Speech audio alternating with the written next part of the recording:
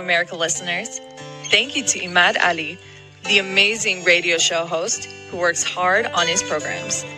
Whenever we hear your voice, it takes us to another world. We appreciate you being our radio show host for over 18 years, and we hope for many more good years to come. Radio America sends you our best wishes. تحياتي وتحيات السادة المستمعين من الولايات المتحدة الأمريكية وبالأخص واشنطن وفرجينيا وكاليفورنيا.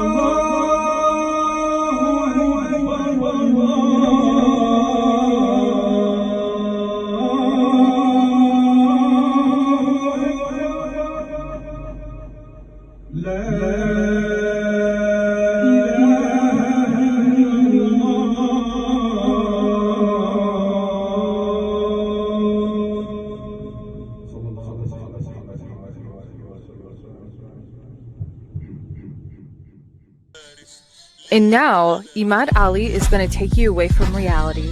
الروح المصرية بداخل كل مصري بالخارج. يا سامعين أبناء بلد واحدة تحت السما الواحدة وجيل بعد جيل. عشق الاستماع إلى الإذاعة هي تعتبر نافذة مسموعة للقلوب. أنا البحر في أحشائه الدر كامن، فهل سألوا الغواص عن صدفاته؟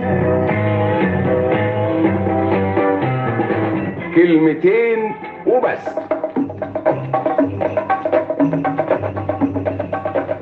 أغاني وعباني. لكل امرأة عربية لها جمال وثقافة مثل التاج الذهبي. يا مصرية يا خمرية على مهلك يا بلح دمك يا عسلية ليه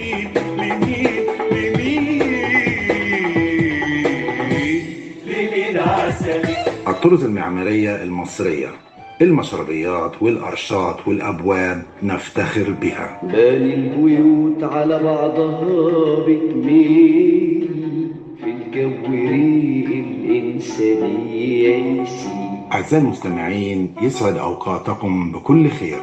معكم الإذاعي عماد علي من إذاعة راديو أمريكا الشبكة العربية بواشنطن دي سي، ضيف معكم في سهرة فيها حاجة حلوة على موجات الشباب والرياضة 108 FM.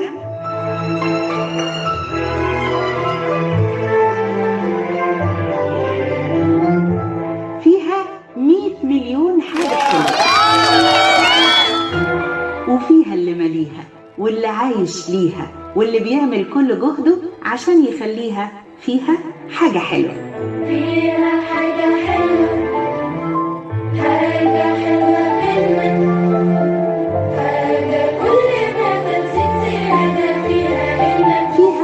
حاجة حلوة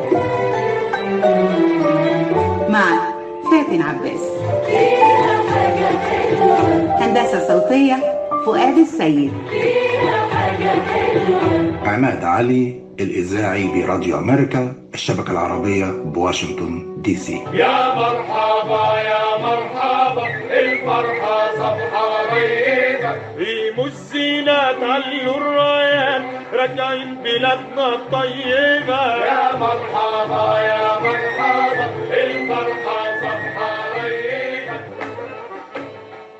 كلمة حلوة وكلمتين حلوة يا بلدي، غنوة حلوة وغنوتين حلوة يا بلدي. أعزائي المستمعين، بحييكم من الولايات المتحدة الأمريكية، وحيي كل الأمة الإسلامية برمضان. احنا طبعا في الأسبوع الأخير من شهر رمضان، كل سنة وحضراتكم بخير، وطبعا بنقرب لعيد الفطر المبارك، أعاده الله علينا بالخير واليمن يا رب على الأمة الإسلامية. رمضان في مصر حاجة تانية، والسر في التفاصيل. رمضان في مصر غير الدنيا، طعمه بطعم النيل. رمضان في مصر حاجة تانية، والسر في التفاصيل. رمضان في مصر غير الدنيا، طعمه بطعم النيل. في كل حتة بنتمشى، فوانيس وزينة في الشارع، صوت الأذان يدخل قلبك، ونصلي تراويح في الجامع. بالليل بتحلو القعدة، طاولة ودومنة وكوتشينة. والله زمان ده احنا بقالنا مدة بعيد عن بعضينا. رمضان في مصر حاجة تانية، والسر في التفاصيل. رمضان في مصر غير الدنيا، طعمه بطعم النيل. في كل وش تلاقي ضحكة، والناس بسيطة وفرحانة. كل القلوب الخير فيها، كل البيوت هنا عمرانة. وده كان مسافر في الغربة، واخد اجازته هنا معانا. رمضان تملي مقربنا، اللمة دي كانت وحشانا. رمضان في مصر حاجة تانية، والسر في التفاصيل. رمضان في مصر غير الدنيا، طعمه بطعم النيل. رمضان في مصر حاجة تانية، والسر في التفاصيل. رمضان في مصر غير الدنيا، طعمه بطعم النيل. القاهرة تقدم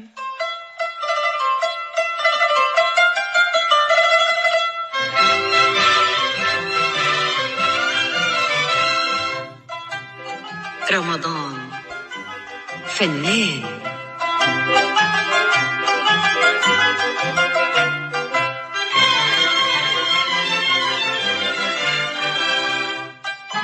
أحلام أبو نوارة، السيد حسن. آل الفنون ألوان، سحر وخيال فنان، وصوابع الإبداع تعزف كمان وكمان، الدقة تبقى إيقاع، يبقى الكلام ألحان.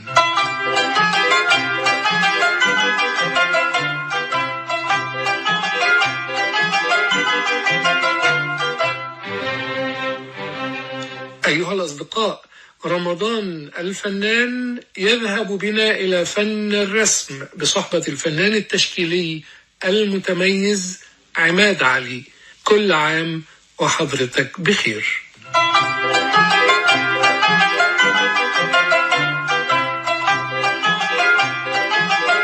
أحيي كل الأمة الإسلامية برمضان. احنا طبعا في الأسبوع الأخير من شهر رمضان، كل سنة وحضراتكم بخير، وطبعا بنقرب لعيد الفطر المبارك، أعاده الله علينا بالخير واليمن يا رب على الأمة الإسلامية. النهاردة هنتكلم عن الفن التشكيلي بصفة خاصة. فطبعا لما نحب نعمل لوحة تشكيلية نبدأ نحط الأدوات. إيه هي الأدوات؟ بنجيب طبعا الفرشة الخاصة بالألوان، ونجيب مجموعة الألوان الخاصة بالرسم، ونجيب السطح اللوحة إذا كان من الورق أو من القماش. طبعا نوع الماتيريال اللي احنا بنرسم عليه، إذا كان هنرسم على قماش ليه ألوان الأكريليك والألوان الزيتية، إذا كنا هنرسم على القماش دي الألوان. إنما بالنسبة للوحة الورقية نرسم على الورق، ليه طبعا تكنيك خاص وألوان خاصة. إذا كنا هنعمل جدارية يعني نرسم على الحيطة، برضو ليها ألوان معينة وليها تكنيك خاص. بالنسبة للألوان، لو جينا طبعا نجيب الألوان الأساسية أحمر وأصفر وأزرق، دول الألوان الأساسية الموجودين اللي ما بيطلعوش من لون تاني. يعني إيه؟ يعني ما بيتكونوش من لون تاني. إنما الألوان دي نقدر نكون منها ألوان فرعية. الألوان طبعا عالم كبير. بنبدأ نحضر اللوحة ونحضر الألوان الخاصة بالموضوع اللي احنا هنرسمه عشان نوصل باللوحة لدرجة عالية من التكنيك ومن الإحساس.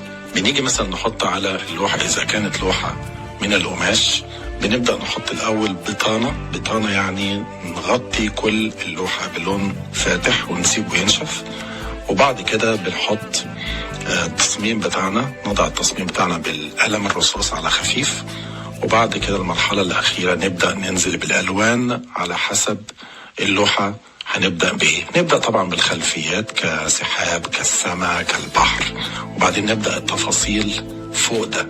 فالتكنيك الحسي لنوصل باللوحة للآخر الدرجات مهم جدا. الإنسان يختار الألوان المناسبة للماتيريال اللي هيرسم عليها.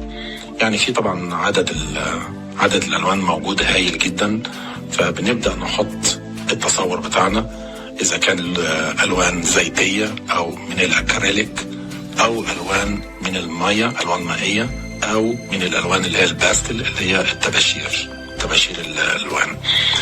في كل لون ليه تكنيك، وكل لون ليه أصول الشغل بيه.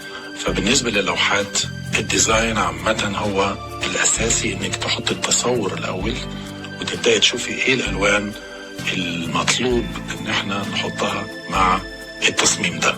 كل لون ليه ميزة وليه فروع. بنبدأ نخلط الألوان مع بعضيها عشان نستنتج منهم ألوان ثانوية.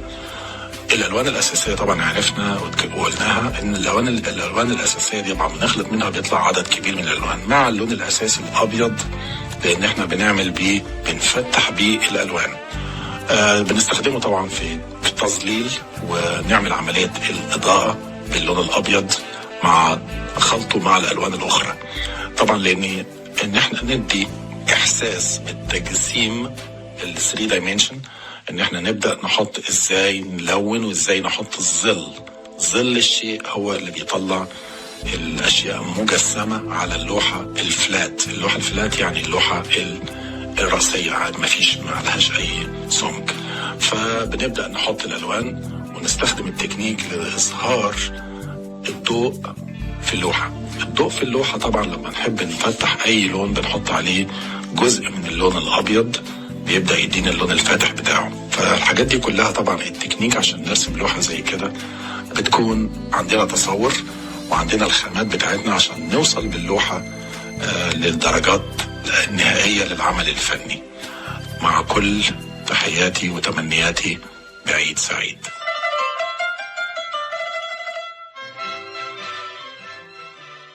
تحياتي وتحيات السادة المستمعين من الولايات المتحدة الأمريكية، وبالأخص واشنطن وفرجينيا وكاليفورنيا. النهاردة بنتكلم على موضوع المعارض الفنية والفن التشكيلي بصفة خاصة. الفن التشكيلي هنا بالنسبة للمعارض الموجودة بولاية واشنطن دي سي العاصمة الأمريكية، في معرض كبير جدا ضخم جدا اسمه المعرض الفن الحديث. المعرض ده طبعا فيه لوحات تكاد تكون عالمية وغالية جدا، بتضم طبعا نخبة كبيرة جدا من السادة الفنانين التشكيليين، ومن أبرزهم كلود مونيه ورينوار وبعض اللوحات لبيكاسو وبعض اللوحات تاني كتير جدا لفنانين تشكيليين مشهورين. إنما بالنسبة للمعرض بيضم أعمال كبيرة جدا ولوحات في منتهى الأهمية. بالنسبة لي لما بخش المعرض مع المجموعة الناس الموجودين حاليا بالمتحف والمجموعة الفنية اللي احنا بنعمل معاهم المعارض، بنشكل معارض دايما على غرار الفن الحديث المعرض. وكان من أبرزها المعارض اللي تمت السنة اللي فاتت بولاية واشنطن، جبنا فيها بعض اللوحات المعروفة جدا للكبار، وعملنا دعاوي للناس عشان نشدهم أو نجذبهم إلى المعرض الفن الحديث ليشوفوا بعض اللوحات الفنية العالمية. ففي بعض اللوحات طبعا لما بنقف قدام اللوحة الكبيرة دي العظيمة ونشوف قد ايه الفنان ده كان صبور وعنده الصبر والتكنيك اللي هو بيخليه يرسم بهدوء جدا جدا وبيطلع النتيجة هايلة. المتعة في ان احنا بنشوف الالوان مع بعضيها، دي متعة ربنا خلقها في جوه الانسان جوه العين. التمتع بالالوان الموجودة على سطح الشبكية في العين، عشان نتمتع بالالوان دي سبحانك الله، الوان في منتهى الطبيعة، الوان جميلة جدا جدا تحب عينك تشوفها، لانك نظرتك للالوان ونظرتك للوحات الكبيرة الجميلة اللي بتسعد العين بتديك طاقة ايجابية، زي ما تمشي على البحر وتشوف المية والهواء والرمال الصحراء او الرمال بتاعت البحر والجبال والسماء والسحاب، كل دي حاجات بتدي الانسان طاقة ايجابية، والاشجار، فدي جميلة جدا. فالانسان دايما بيسمو على نفسه بزيارة المتاحف، وبيمتع عينه وبيمتع نفسيته، وبيطلع بره اطار الحياة والضجيج الحياة، بعيد عن ضجيج الحياة الموجود في الخارج الشارع. بنرجع تاني للالوان. الانسان دايما عنده الوان بالبيت وفي نفسيته، كل واحد بيحب لون معين. يعني على سبيل المثال لما بتيجي خارج من البيت او شيء، بتفتح الدولاب وبتقف عينك بتشوف لبسك قدامك محطوط على الشماعة بطريقة، ايدك بتروح للون معين انت بتفضله بتحبه. مجموعة الالوان الموجودة هي المجموعة اللي انت اشتريتها وحبتها. لما بتنزل الشارع بتشوف تاني الوان تانية خالص، الوان الشجر بانواعها، الوان السماء، الوان البحر، كل ده موجود خارج البيت، عينك بتستمتع بيه وبتمشي بطاقة ايجابية جميلة جدا جدا، بتصير على بتغير نفسية الانسان وبتنعكس على المعاملات النفسية بين الانسان والتاني البشر. بنرجع تاني لموضوع الفنون والمتاحف. المتاحف اللي احنا عملناها مع بعض المجموعات الامريكان والمكسيك وبعض الفرنساويين والانجليز الموجودين بيجوا من جميع انحاء الدول، بنعمل معرض دولي للوحات. الكلام ده كان حوالي سنة او سنة ونص، عملنا معرض كل سنة. كان المعرض ناجح لفترة كبيرة، والحمد لله عمل صدى كبير بين السادة المشاهدين للمعارض. من موقعي هنا بولاية كاليفورنيا وفرجينيا بقدم كل الشكر للسادة المستمعين، وبتمنى لهم يوم جميل يا رب. شكرا جزيلا، وتحياتي وتحيات السادة المستمعين. Hey Radio America listeners, thank you to Imad Ali. صوت العرب من القاهرة.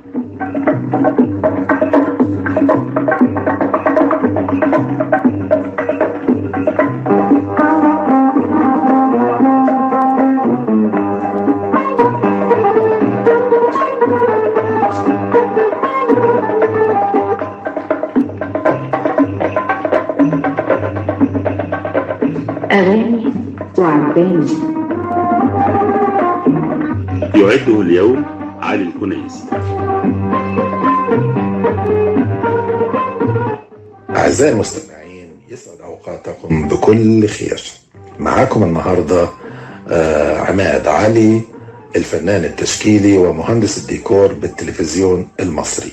طبعا لو قلنا بالنسبة للمهندس الديكور والأيام اللي قضيتها في التلفزيون المصري، أقول إيه، ده بيتي التاني.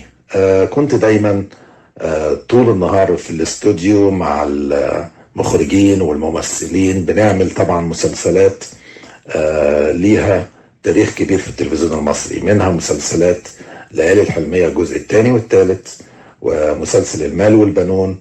يعني كان في بصمة الحمد لله مش بطالة في هذا الوقت. بالنسبة طبعا لموجودي جوه التلفزيون، كان في شرف كبير جدا، وكان حب، وكان طلوع مني لدرجة كبيرة جدا في التصميمات والمسلسلات وقراءة السيناريو، ونطلع السيناريو بشكل جميل لديكور مرئي. فطبعا وجودنا في الاستوديو بين الألوان والتصميمات خلانا ناخد على وجودنا داخل الاستوديوهات. فكان وجودنا داخل الاستوديو شال حتة كبيرة جدا من الخوف من الميكروفون أو من الكاميرا. فبناء على ذلك، بعد ما قضيت حوالي 18 سنة أو 19 سنة بالتلفزيون المصري، جي على النصيب الهجرة. هاجرت لأمريكا أنا وعائلتي، ومن هناك اختلف كل الطرق بالنسبة للفنان التشكيلي اللي كان رايح أمريكا. دخلت على مجال الإذاعة، ودايما أنا قدام الميكروفون. فطبعا الميكروفون بتاع الإذاعة والاستوديو لهم هيبة كبيرة. فأنا طبعا بدين بالفضل للتلفزيون والاستوديوهات جوه التلفزيون إني اتشالت الرهبة مني من الكاميرات والميكروفونات. فبدأت العمل الإذاعي من فترة طويلة. فبالنسبة لي الحمد لله شيء جميل جدا، وكنت حابب جدا المجال. بناء على ذلك لما بنزل مصر بلدي الحبيبة، وكنت بلتقي بالأصدقاء داخل مبنى الإذاعة والتلفزيون، من مخرجين ومعدين برامج ومهندسين ديكور وفنانين تشكيليين داخل التلفزيون وخارجه.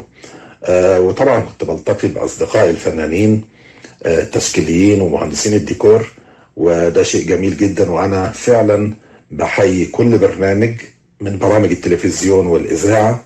فأنا من موقعي هنا أقول تحياتي للإذاعة المصرية، وتحياتي لصوت العرب، وتحياتي لكل البرامج، وأولهم برنامج أغاني وعجباني. تحياتي، مع عماد علي.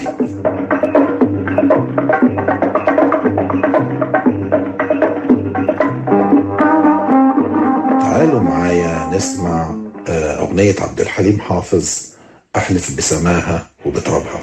الأغنية دي طبعا للملحن الجميل كمال الطويل، والشاعر الرقيق عبد الرحمن الأبنودي، مع زين العملاقين اكتملت بصوت عبد الحليم حافظ.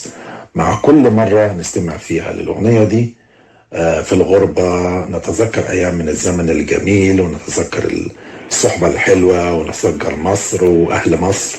فطبعا الأغنية دي ليها بريق دايما موجود في قلوبنا. تعالوا بينا نسمع عبد الحليم حافظ، أحلف بسماها وبترابها.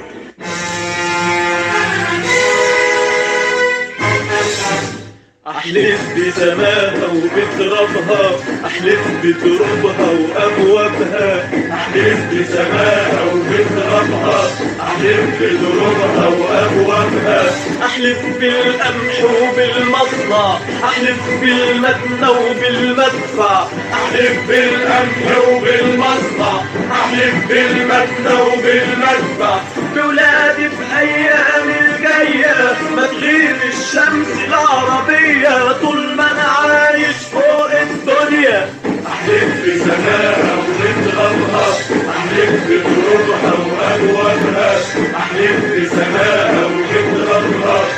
أحلف بدروبها وأبوابها، أحلف بالقمح وبالبصمة، أحلف بالمدنى وبالمدفع، أحلف بالقمح وبالمصنع، أحلف بالمدنى وبالمدفع، بولادي بأيام الجاية ما تغيب الشمس العربية طول ما أنا عايش فوق الدنيا. أحلف بسماها وبترابها، أحلف بدروبها وأبوابها، أحلف بسماها وبترابها، أحلف بدروبها وأبوابها، أحلف بالقمح وبالمصنع، أحلف بالمدنى وبالمدفع، أحلف بالقمح وبالمصنع، أحلف بالمدنى وبالمدفع، بولادي بأيام الجاية ما تغيب الشمس العربية طول ما أنا عايش فوق الدنيا. والفترة طبعا لما كنت في القاهرة، فترة الطفولة وحي شبرا والدوران شبرا، وأتذكر طبعا المطربة المصرية الأصل داليدا وأغنية حلوة يا بلدي. الأغنية دي طبعا من ألحان العبقري بليغ حمدي وكلمات مروان السعدي، والكلمات حتى باللغة الفرنسية كان مكتوب لجيف بورنيل. الأغنية دي طبعا دايما بنسعد بيها وبنفتكر دايما بيها المناظر الجميلة بتاعت التراث والحضارة الفرعونية ومصر والنيل والأشكال الجميلة والفيديوهات الحلوة اللي نزلت على الأغنية دي. فطبعا الأغنية دي سابت أثر كبير جدا في نفسية كل واحد مغترب، اللي فيها مناظر من القاهرة الساحرة ومناظر من النيل والأهرامات. وطالما ذكرنا طبعا يعني كل الأغاني الحلوة دي بتاعت داليدا، فطبعا يسعدنا ان احنا طبعا نقدم اغنية حلوة يا بلدي.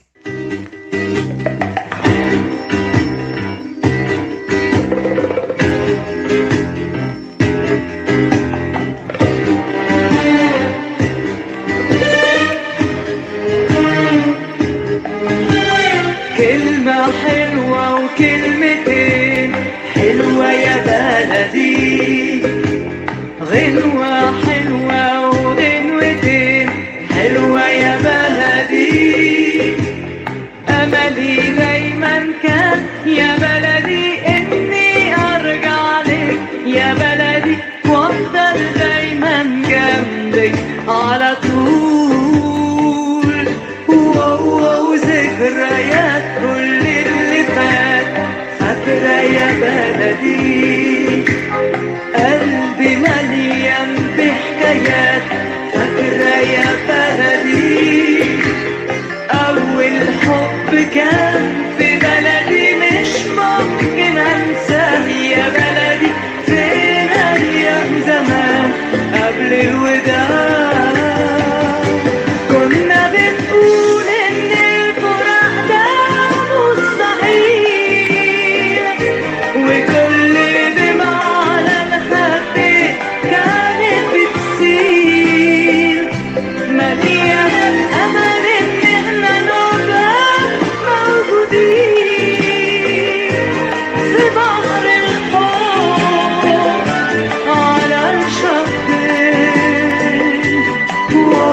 وكلمة حلوة وكلمتين حلوة يا بلدي، غنوة حلوة وغنوتين حلوة يا بلدي، فين حبيب القلب يا بلدي كان بعيد عني يا بلدي، وكل ما بغني بفكر فيك. قولي يا حبيبي انت سايبني ورايح فين، اجمل لحن ده هنغني احنا الاتنين، يا محلى كلمة بلدي في غنوة بالصدرين. يا ليل يا عين يا عين يا ليل يا ليل يا ليل، كلمة حلوة وكلمتين حلوة يا بلدي، غنوة حلوة وغنوتين قمر يا بلدي، أملي دايما كان يا بلدي إني أرجع لك يا بلدي. دايما جنبك على طول.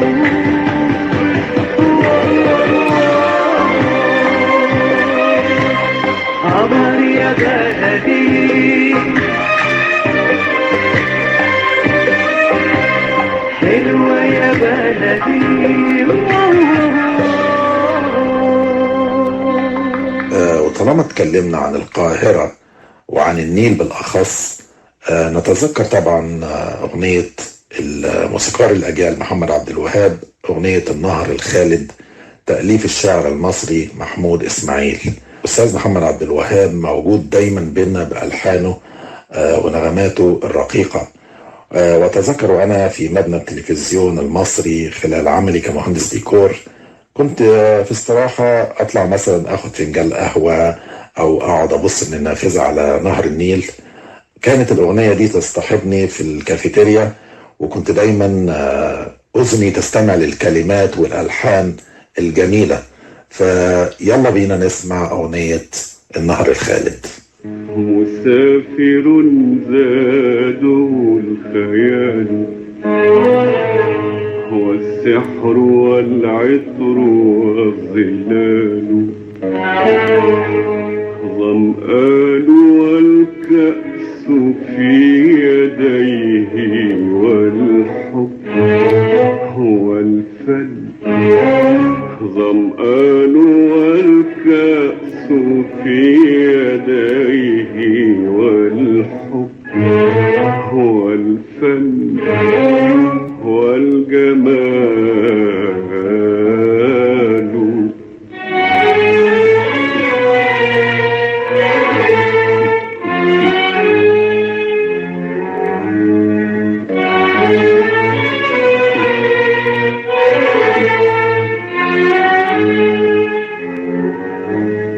شابت على أرضه الليالي وضيعت عمرها الجبال، شابت على أرضه الليالي وضيعت عمرها الجبال، ولم يزل ينشد الديار، ولم يزل ينشد الديار، ويسأل الليل والنهار، والناس في حبه سكارى، هاموا على شطه الرحيب، والناس في حبه سكارى، هاموا على شطه الرحيب، والناس في حبه سكارى، هاموا على شطه الرحيب.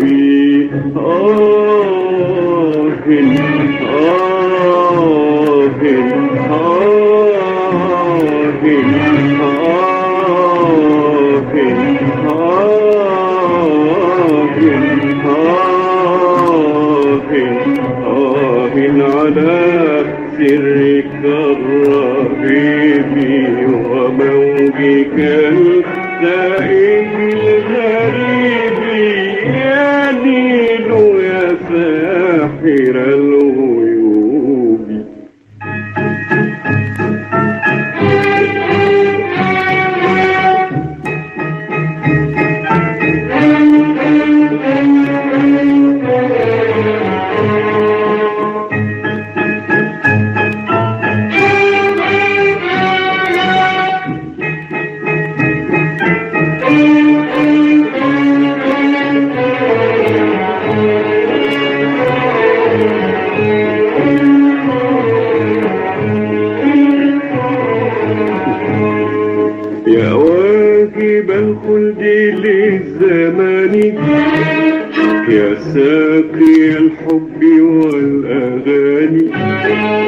يا واجب الخلد للزمان يا ساقي الحب والأغاني يا واجب الخلد للزمان يا ساقي الحب والأغاني هتسقني واسقني ودعني أهيب كالطير في الجنان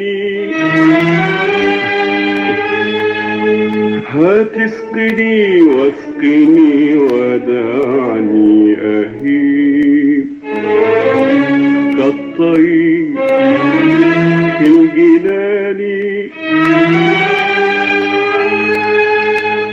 يا ليتني موجة فاحكي إلى لياليك ما شغال يا ليتني موجة فاحكي إلى لياليك ما شغالي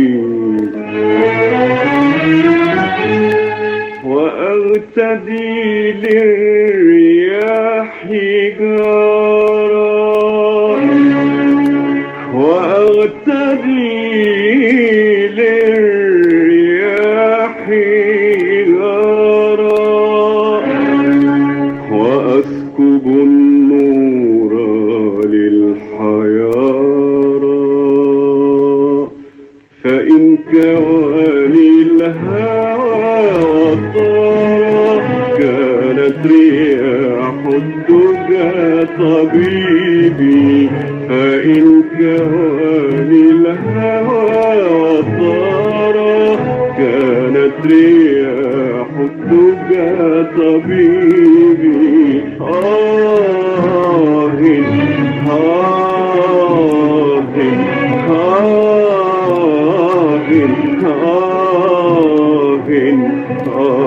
على سرك الرهيب وموجك السائغ الغريب يا دين يا ساحر الغيوب. وطبعا ما ننساش المطربة الراحلة وردة الجزائرية بصوتها الجميل والإحساس العالي في أغنية في يوم وليلة. الأغنية دي طبعا من تلحين الأستاذ محمد عبد الوهاب وكلمات الشاعر الرقيق حسين السيد. لها ذكريات جميلة جدا معايا في الإذاعة في واشنطن. فالأغنية دي فعلا لها صدى كبير جدا عند السادة المستمعين هنا. فيها موسيقى وفيها كلمات وأداء يخلينا فعلا في حالة جميلة جدا جدا من الشغف الموسيقى.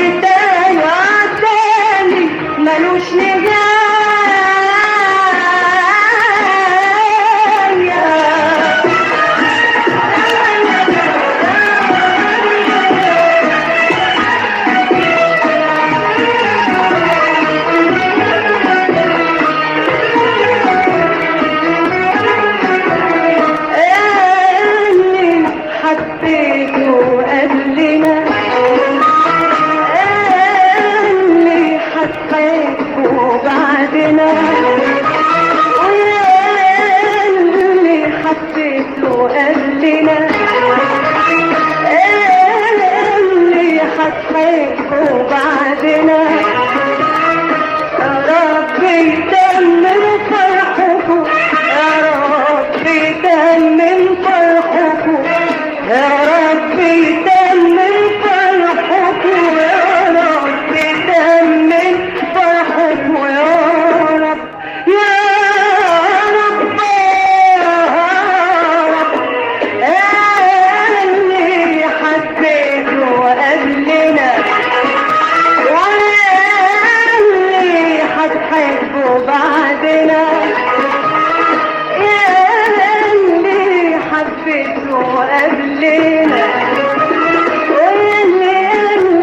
وهتحبوا بعدنا يا رب يتمم فرحكم يا رب يتمم فرحكم يا رب يتمم فرحكم يا رب يتمم فرحكم يا رب يا رب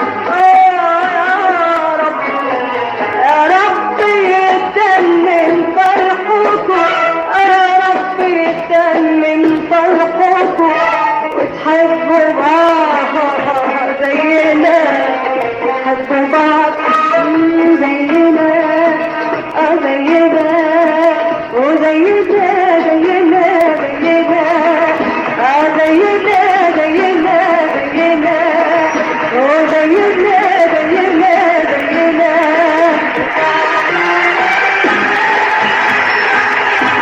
حبيبي كنت وحشني من غير ما اشوفك وتشوفني حبيبي كنت وحشني من غير ما اشوفك وتشوفني والقدر الحلو جابني الحلو الحلو جابني جابك علشان تقابلني جابك علشان تقابلني وترينا كنا تايهين ولقينا احلى ايام ليالينا واحنا فيها لوحدينا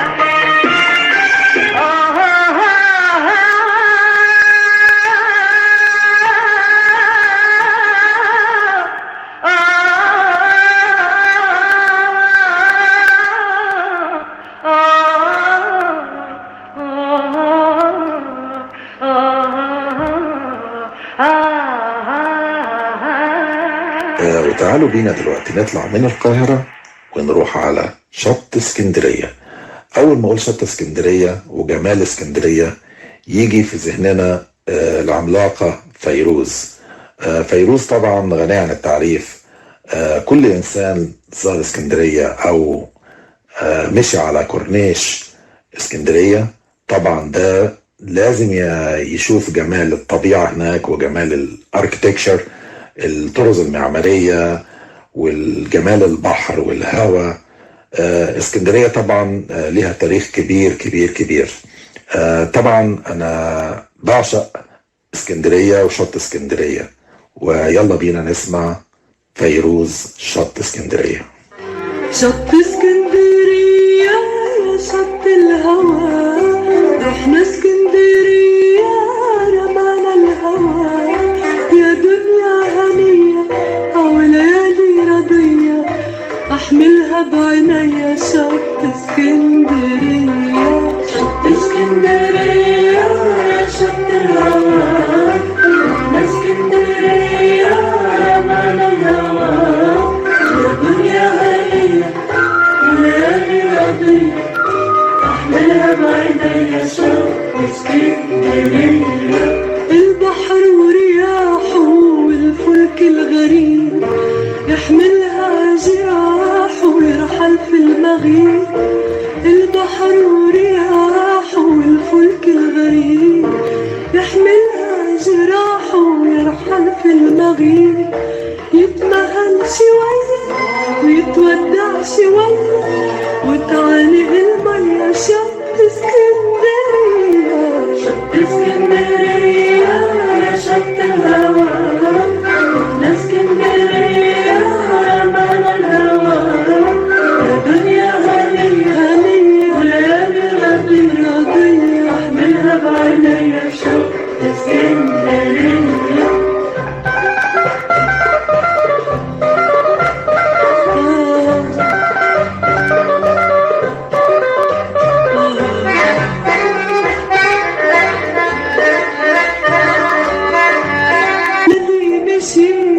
يا شط الغرام وإن أنا نسيتك ينساني المنام.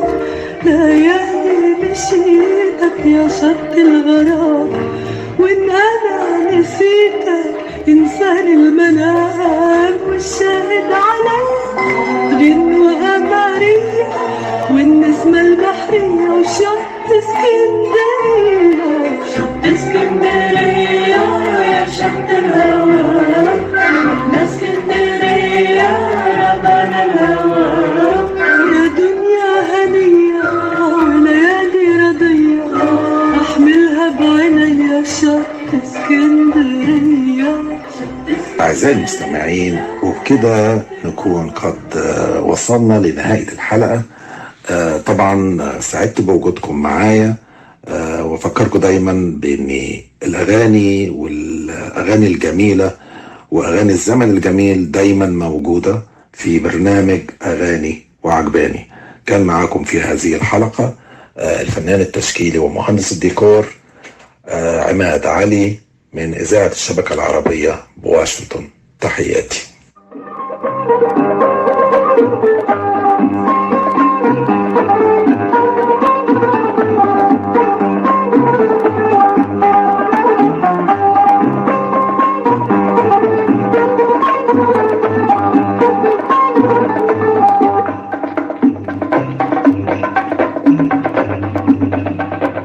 أغاني وعجباني.